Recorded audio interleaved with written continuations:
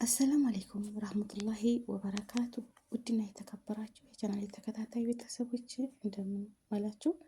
እንደምን አላችሁ? በያላችሁበት ዓለም ዳርቻ ሰላማችሁ ስትተረፍ ይበል።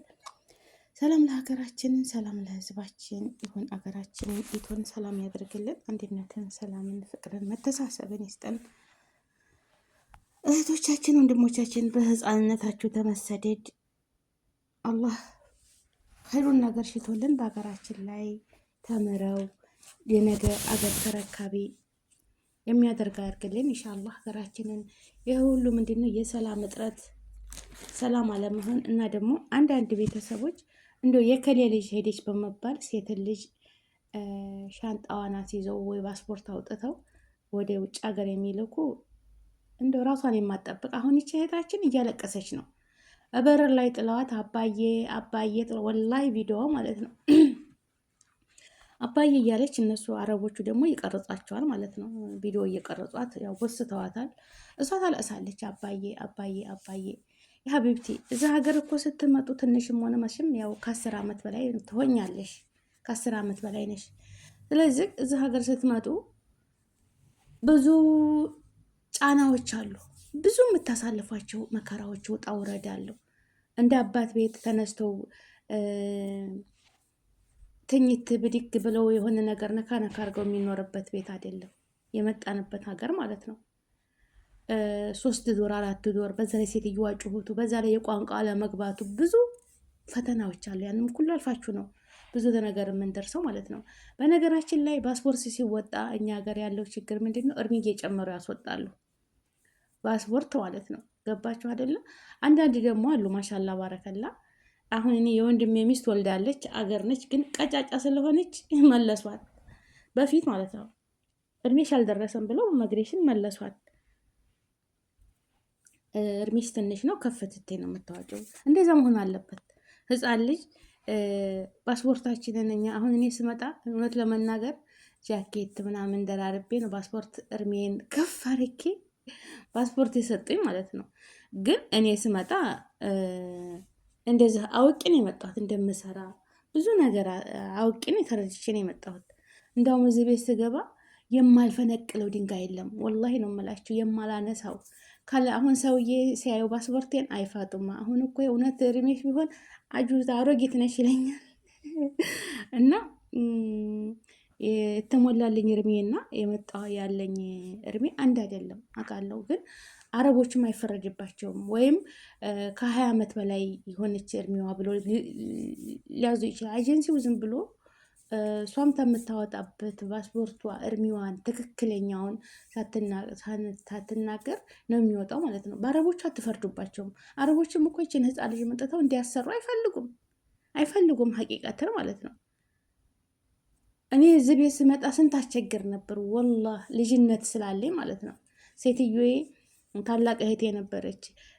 በአረቦች ሙራሃቅ ይባላል። ሙራሃቅ ማለት ያኔ ሸባው ገና ወጣት አለ አይደለ፣ 20 ዓመት በታች የሆናቸው እንዳለ ምንም ነገር የማይሰማቸው ኃላፊነት ገባቸው አይደለ፣ የራሳችን የሚያነጫንጨን በቃ። እና እየደወለች ስናገር ነበር ለእህቴ ማለት ነው። እና እህቴም በቃ ማለሽ፣ እኔ ደግሞ ግን ስራ እንሰራለሁ። እንውጣ ስትለኝ ዶላብ ውስጥ እደበቃለሁ፣ ጠረጴዛ ውስጥ ማብራት አጥፍቼ ድብቅ እላለሁ። ለምን ኃላፊነቴን እኔ ልጆቹ ጋር እንውጣ ስትለኝ አልወጣም እያልኳት ማለት ነው።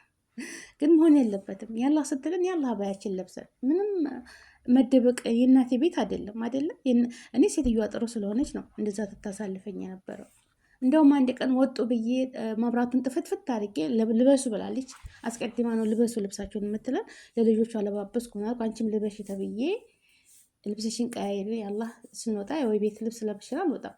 ከዛ እሺ ብዬ እኔ አልወጣም አልኳት። ከዛ ዝም አልኳት እና እሺ በቃ አልኳትና ቆይ እሰራላታለሁ አልኩና መብራቱን ሁሉ ቤቱን ትቶሎ አስተካክዬ መብራቱን አጥፍቼ ጨለማ ሆኗል ክፍሉ። እሷ ገና ተክፍሏ እየወጣች ነው ጨራርሳ ሜካፕ ምናምን አድርጋ መብራቱን አጥፍታ ስወጣ የሉም ብዬ ነበር። ቆየች እሷ ለካ አልጨረሰችም። ሜካፕ ምናምን የምታደርገውን ጨርሳ ማብራቷን አጥፍታ ስትመጣ ሁሉም ሲቡ ምናምን ኮሊደሩ ሁሉም ማብራት የለም። ቀስ ብዬ ተደብኩበት ስወጣ እኔ እና እሷ እንደዚህ ነው የተገጣጠምነው ማለት ነው። የጩኸችው ጩኸት ምን መጣብኝ ብላ ማለት ነው። እሷ የምታስበው ሁሉ ሁሉም ሰው ወጥቷል። እንደገና ደግሞ ተጨለማ ውስጥ ተወጣ እኔ አስቡት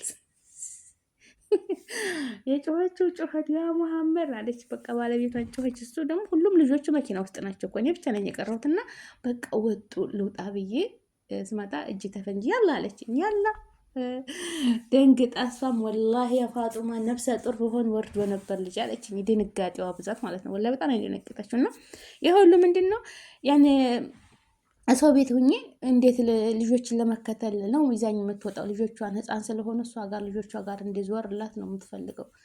እና ግዴታዬ ነው ትላለች ሴትዮ።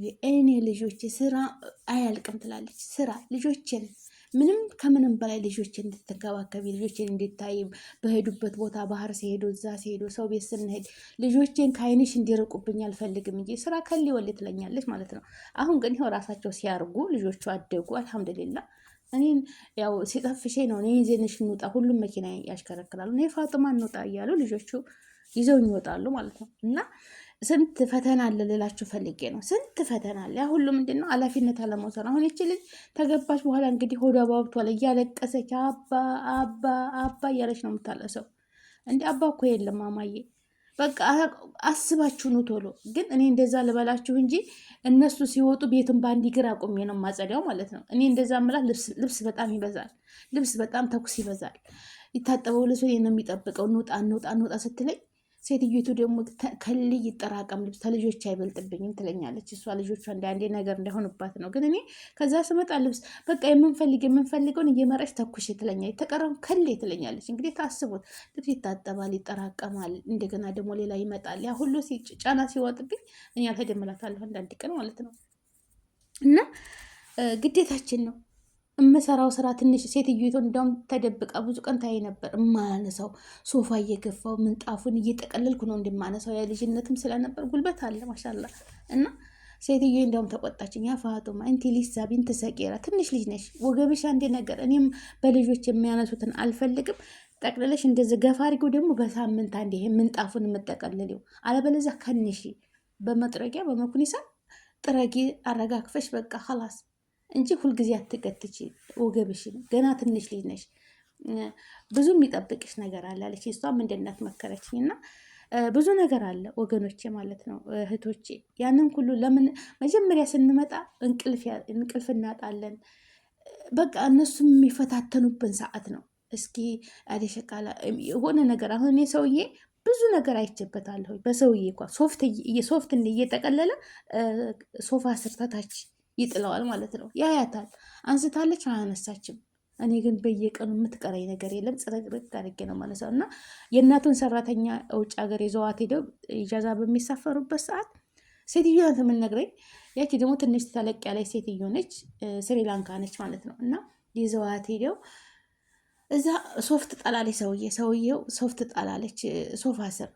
ሳምንት ሙሉ ተቀመጠ። ሶፍት አለች። በቃ ነካ አርጋ ነው የምጠርገው ፊት ለፊቱን። አሚና ነው ስሟ። ምንትናት ያኔ ትሸውዳለች፣ በደንብ አታጸዳም ብሎ አለኝ ሰውዬ። ፋጡማ ይገርምሻል፣ ሳምንት ሙሉ ነይ ብሎ እጄን ያሳየኝ አለች ማለት ነው። እና ይፈትናሉ። ወላሂ ነው የምላቸው። እኔ ሰውዬ ምንም ነገር ኩሽና መጥቶ እንደዚህ ተላጃው ላይ እንዲህ አድርጎ አይቶ ለሚስቱ ነው የሚናገረው። እንደዚህ አድርጌ አይልም። እና ይፈትናሉ። ከለመዷችሁ በኋላ ጽዳታችሁን ተርቲባችሁን ተለመዱ በኋላ እርግፍ አድርገው ነው የሚተዉት እናንተ ላይ ማለት ነው። እና ሌላቸው የፈለግኩት ወዲያው እንደመጣችሁ ስራ ይበዛብናል። ስራ ይበዛል እስከሚለምዷችሁ ድረስ 2 ወር 3 ወር 4 ወር ድረስ ስራ በጣም ይበዛል። ከዛ በኋላ ነው ሰዎችም በቃ ቤታችንን ጽዳታችንን እኛ እንደምንፈልገው እያጸዳች ነው በቃ ብለው እርግፍ አድርገው የሚተውት። አለበለዚያ ከእናንተ ኋላ መሄዳቸው አይቀርም። ራብ አለው፣ ድካም አለው፣ ብዙ ነገር አለው። የእናት ቤት አይደለም የመጣንበት፣ የእናት ቤት አይደለም። ብቻ ሙስሊምም ተሆናችሁ በዱዓ በጸሎት በቃ ዱዓ ሰግዳችሁ ያ ረብ አንተ አገዘኝ፣ አንተ አሳዝንልኝ ብለን ዱዓ ማድረግ ነው።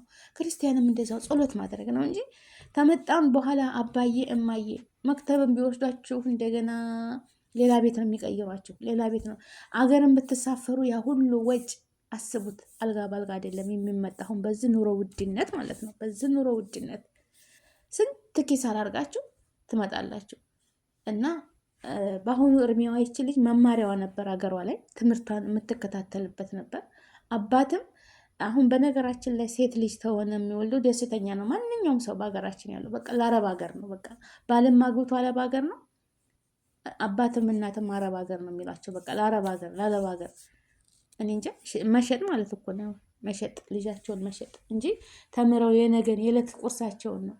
እልቅስ አስተምረው ልጆቻቸውን ለቁም ነገር ማብቃት ነው እንጂ በየአገሩ ላይ መላኩ ፋይዳ የለውም ነው የምለው ወገኖቼ። አላህ ስብሓነሁ ወተዓላ አገራችንንም እኛንም ሰላም አድርጎ ህዝቦቿ በሀገራቸው ላይ ተምረው ለጥሩ ነገር የሚደርሱ ለቁም ነገር የሚሆኑ በተማሩት ትምህርታቸው ለቤተሰቦቻቸው፣ ለራሳቸው፣ ለሀገራቸው የሚጠቅሙ ዜጎች አድርገን እንደው በስደት በባህሩ በስደቱ እንደዚህ እየተንከራተትን ደግሞ አሁን ይቺ ልጅ ግማሾቹ ኮሜንት ላይ ለምን መጣሽ? አንደኛው ኤጀንሲው ነው።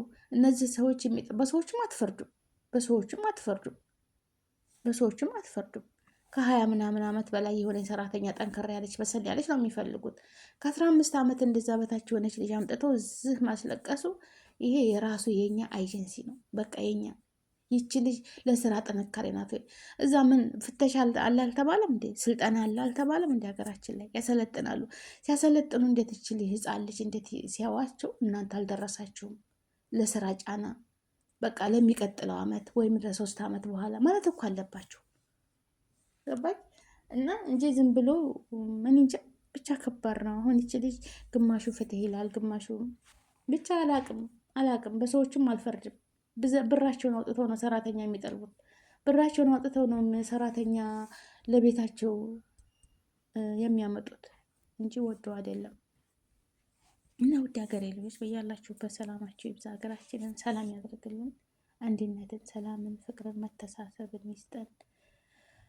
ላይክ፣ ሸር፣ ሰብስክራይብ አድርጉ እና ውዶችዬ አዛን እያለ ነበር።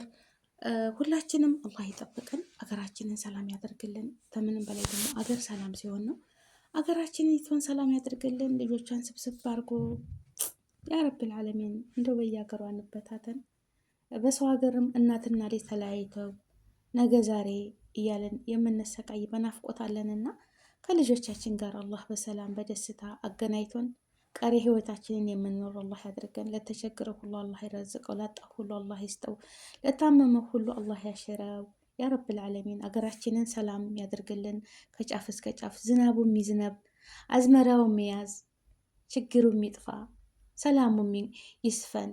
እኔ ይችን ነው ዱዓ ማድረገው። የሰው ልጅ ከምንም በላይ ርዝቅ ነው። ርዝቅ ካለ ቤት ውስጥ ወላሂ አገሩ ሰላም ከሆነ ይኖራል፣ የማይኖር የለም። ረሃብ ጊዜ አይሰጥም። ልብስ እኳ የፈለግነውን ነገር አንዴት ልብስ አመትም እንደዛም ይለበሳል። ሀቂቀተን ማለት ነው። ያችን ጥብ ልብስ እያደረጉ ወላኪን ራት በልተን ምሳ በልተን ራት የሚያስፈልገን ቁርስ በልተን ምሳ፣ በቃ የሰው ልጅ መብላት መጠጣት አለበት ለመኖር ሲባል ማለት ነው። እና አላህ ሀገራችንን ሰላም ያደርግልን ወገኖቼ። ሰላማችሁ ይብዛ። ሰላም ለሀገራችን፣ ሰላም ለህዝባችን እላለሁኝ። ውድ ሀገሬ ልጆች በያላችሁበት ሰላማችሁ ብዙ ትተረፍ ይበልልኝ። ላይክ፣ ሼር፣ ሰብስክራይብ አድርጉ። ሁላችንም በዱዓ አንረሳሳ። ሁላችንም አላህ በተሰደርንበት ስኬታማ አድርጎን ለሀገራችን ያብቃን። ሀገራችንን ሰላም ያደርግልን። አንድነትን፣ ሰላምን፣ ፍቅርን፣ መተሳሰብን ይስጠን። ውድ ሀገሬ ልጆች አፍያ ጤናችሁን ይስጣችሁ። ከምንም በላይ ደግሞ ጤና ነው። አላህ ከመጥፎ ነገር እናንተ ተማታውቁት መጥፎ ነገር ሁሉ እሱ ይጠብቃችሁ። ርዝቃችሁን ሰፊ፣ እድሜያችሁን ረዥም ያርግላችሁ። ከምንም በላይ ጤና ነው። ሀገራችንን ሰላም ያደርግልን። አገር አማን ይሆን። ሰላም ከሆነ የሰው ልጅ ምን ይዘን ነው እያል በሰው ሀገር ላይ ያለ ነው። ደግሞም አግስቴ ልግባ እኳ ብትሉ አገሩ ይረጋጋ። ምን እሰራለሁ አገር ላይ በሄድ ስራ የለም፣ አገሩ ረብሻ ነው፣ ምን ይሰራል እየተባለ ከቤተሰብ ጋር ርቆ እነሱም እኮ እየኖሩ ነው ሀገራቸው ላይ። አላህ ነው የሚያኖራቸው። ሀቂቀተን በልተው ጠጥተው ደስተኛ ሆነው ይኖራሉ ወገኖቻችን። እኛን እነዚህ ተለይተን ያለ ነው እንጂ እየኖሩ ነው። በቃ የመጣውን ነገር አሜን ብለው ለመቀበል ማለት ነው። የትስ ይሄዳሉ? እኔ የምለው የት ይሄዳሉ ማለት የሰው ልጅ ሲመሽ በር መዝጋት አለበት፣ ጅብ እንዳይበላው፣ በቃ የሆነ ነገር ጥቃት እንዳይደርስበት። ይነጋል፣ ይመሻል፣ ህይወት ይቀጥላል። ትናንሾችም ያርጋሉ፣ ትላልቆችም ሽማግሌ ይሆናሉ። በቃ አለቀ። ይሄ አዱኒያ ነገር ነው። በቃ አዱኒያ ተፈጥሮ ነው። በቃ እንደዚህ ነው እና አገራችንን በሰላም የምንኖር ያድርገን። ሰላም ለህዝባችን፣ ሰላም ለሀገራችን። ውድ ሀገሬ ልጆች ሰላማችሁ ብዝት ትርፍ ይበልልኝ። ላይክ ሼር አድርጉ።